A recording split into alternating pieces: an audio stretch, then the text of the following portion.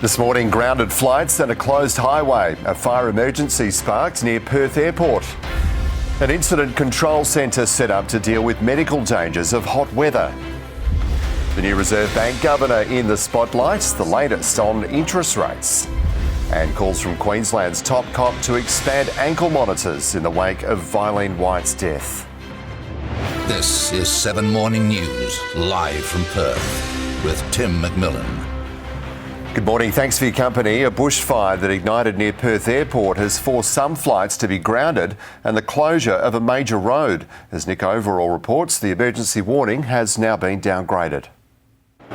The blaze, which started around 4:30 this morning, is now under control. Firefighters say there is no longer a threat to lives or homes.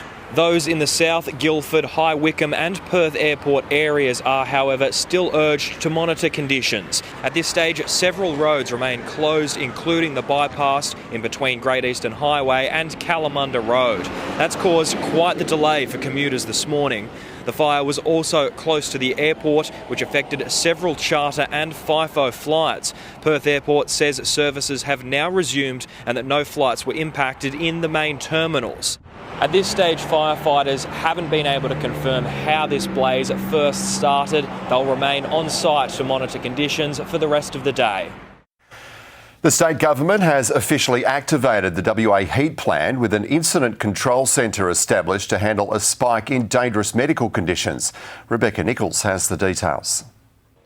Good morning. Well, the last time we saw something like this was during the pandemic, during COVID-19. It gives you an idea of just how seriously the government is taking this. According to health officials, 70% of West Australians are being and will be affected by these conditions. They also say heat waves are the #1 killer in terms of natural disasters. That's why the State Health Incident Control Centre was initiated. The government's done so by bringing together a team of people who will support the current health network in what will be the longest heatwave in 2 years here in Western Australia. We did speak to a few people this morning about what they think about this health incident control centre as well as what they're doing to beat the heat. Have a listen. It's a good thing in some way because it just, I think it's all about educating the people about what to do. You get close to this ocean, you're pretty good, but I suppose if you're a distance away from it, then it gets a lot harder. Yeah, so a lot of people would be doing it hard. The advice during this long heat wave is to try and stay indoors, drink plenty of water, and of course don't leave anyone or any animal inside the car, even for a short amount of time. In a first for WA Police, an officer has commandeered an e-scooter to chase a man wanted for stealing. The police officer realised he wouldn't get far on foot before using a scooter on the road. He quickly caught up to the suspect, who was attempting to flee. The suspect will appear in court today.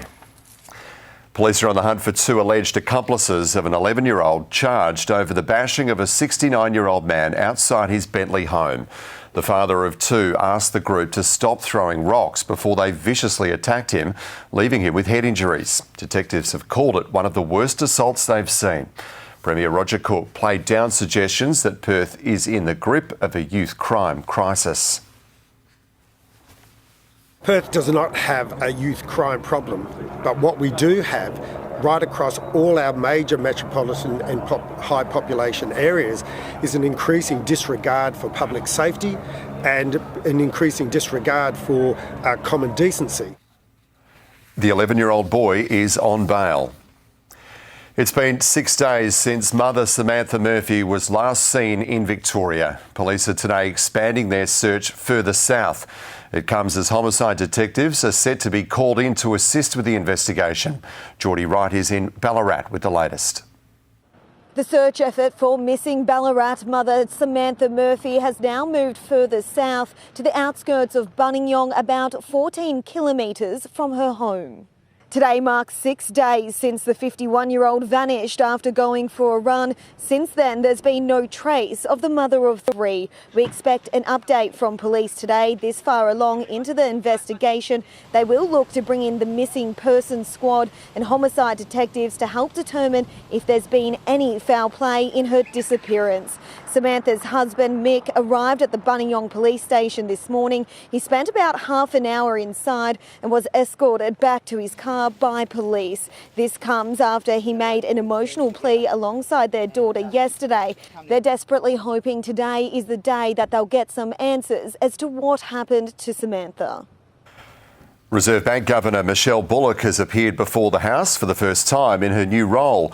As Ben Downey reports, she didn't reveal when we might see interest rates begin to fall. Good morning. No, unfortunately, the challenges for the Australian economy are far from over, but there is some good news. When questioned about rate cuts, the Governor says the bank doesn't need to wait for inflation to fall beneath 3% before the board cuts rates, but it does need to be near certain it will get there. She outlined despite inflation falling from 7.8% to 4.1%, driven by slowing rises in the price of goods, the costs of services remain high. And while expectations are certainly not drifting up, she didn't rule out further rate rises to curb inflation if circumstances changed, saying as bad as high interest rates are, high inflation is far worse. There are circumstances overseas that could lead to the board being forced to raise rates, and while Ms Bullock says our economy is well prepared for shocks, she did specify a few areas of concern. There are some things out on the horizon that, are worrying. On the upside, there's lots of conflicts that could result in supply chain issues arising again. There's also, as we discussed, China and slowing, so that might be on the downside.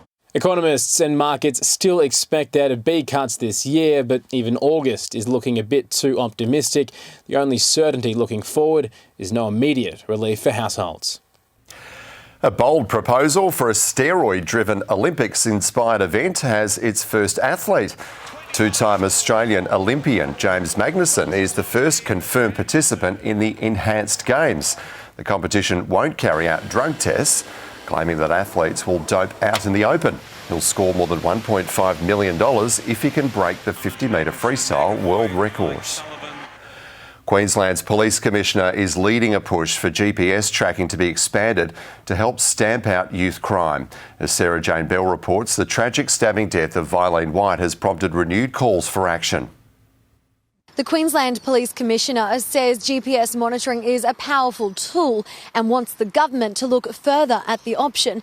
There is a trial currently underway, but reportedly only 5 of those monitoring anklets are currently in use. The daughter of murdered grandmother Vilene White is calling for stronger action. She says if this government isn't going to make a change, they need to move over. The community met here in Redbank Plains last night to try and find a solution to Queensland's youth crime crisis, hoping that Vilene's death will be a catalyst for change. Her family would like to see GPS monitoring bracelets introduced for all youth released on bail. That comes after revelations that the 16-year-old boy charged over her death was on bail at the time. Containers for Change has hit a major milestone, recycling 3 billion containers in 3 years. A new education guide is being rolled out to encourage schools across WA to sign up.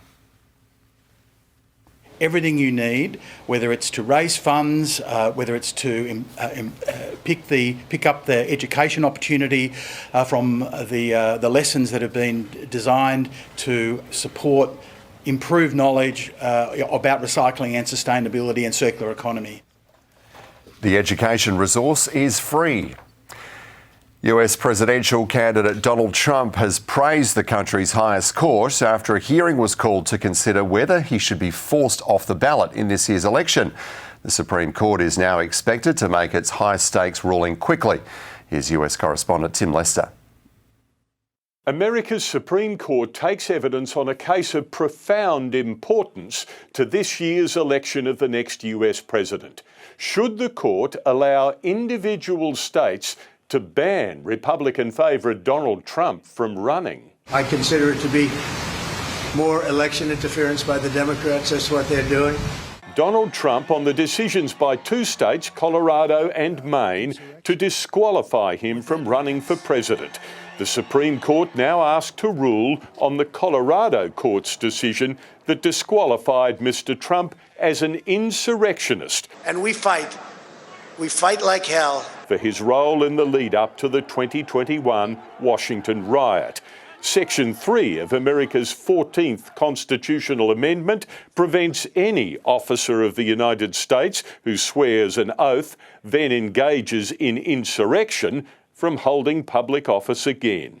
In more than 2 hours of evidence, the 9 justices heard Donald Trump's lawyers argue January 6th did not disqualify their client. The events were shameful, criminal, violent, all of those things, but it did not qualify as insurrection, as that term is used in Section 3. I thought the presentation today was a very good one. I think it was well received. I hope it was well received. Mr. Trump confident afterwards, and that's in line with most Supreme Court commentators here. There's a wide expectation the justices will rule quickly and rule that Donald Trump can stay on the ballot. You're watching 7's Morning News live from Perth. Still to come. Joe Biden's memory questioned as investigations continue into his alleged mishandling of classified documents. And Queen Camilla gives an update following the King's shock cancer diagnosis. Cannabis GPs, the Australia-wide clinics giving everyone instant access. We spare people a lot of worry and a lot of anxiety. In just 60 minutes, your pain is assessed by specialist doctors, prescriptions written and treatments applied. Made a massive difference. And you don't have to leave home, taking the pain out of getting pain relief on 7 News at 6.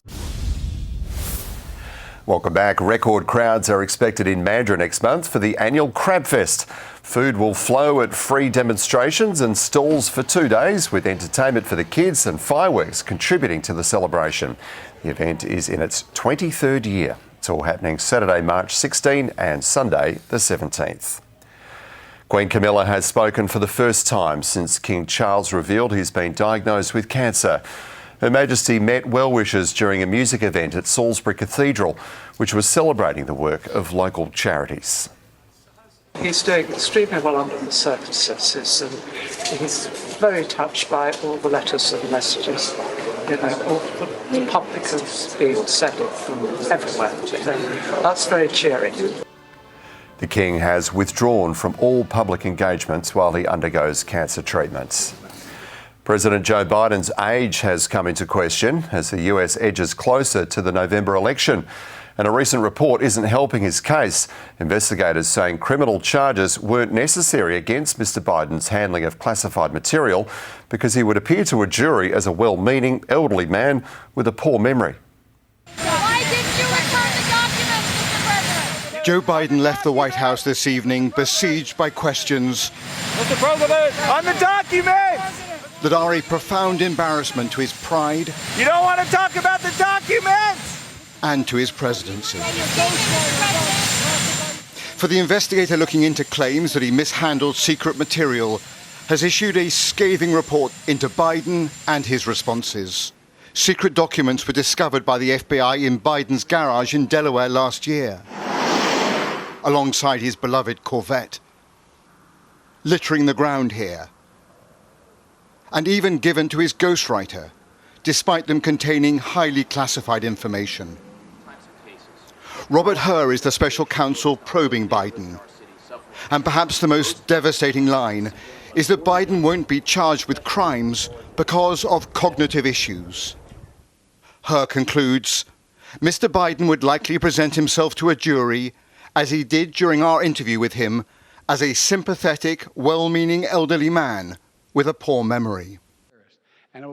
What makes that comment so humiliating for the White House is that this week Biden has repeatedly struggled to find the right words. There's been a response from the opposition, but amplifying fears about the cognitive well-being of a president who's already the oldest leader in US history. Spain's Coast Guard has intercepted a boat with dozens of migrants off one of the Canary Islands northwest of Western Sahara. The number of migrants arriving in Spain by sea jumped by nearly 300% in January, with 83% of dinghy boats arriving from northwest Africa. Overnight, the European Commission announced $348 million in aid to crack down on people smugglers taking immigrants from West Africa. A volcano has erupted in Iceland for the third time since December, spurting lava streams up to 80 metres into the air. Smoke from the eruption can be seen at the capital 40 kilometres away. Dramatic video shows the moment a digger is nearly overwhelmed by the molten rock and has to abandon the bank it was building. Local authorities have declared a state of emergency after flowing lava disrupted heating to homes in the area. Stay with us on 7. Sport is coming up after the break, including an ominous warning from Premiers Collingwood ahead of the AFL season. And Australia 1 win away from ending a 14-year drought at the Under-19 Cricket World Cup.